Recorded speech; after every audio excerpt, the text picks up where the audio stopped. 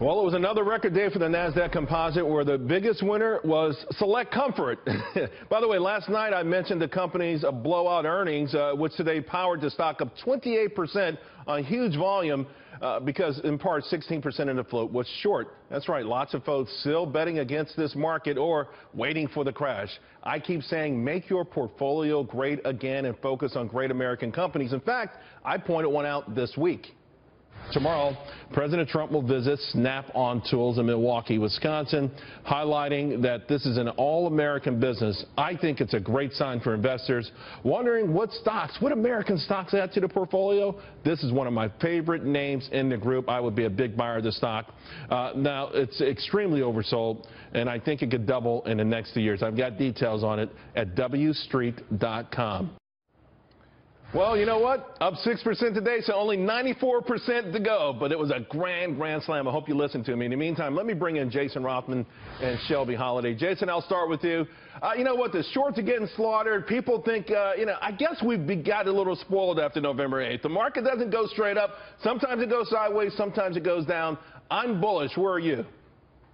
Very, very bullish. I think right now, Charles, that we are in a very, very stable environment. Bond yields are not rocketing higher. They're actually coming back down. Oil prices are just hovering around 50. The market's still confident, I would say, that lower taxes are on the horizon in a sense. And I think we're going to see all dips being bought in the major indices.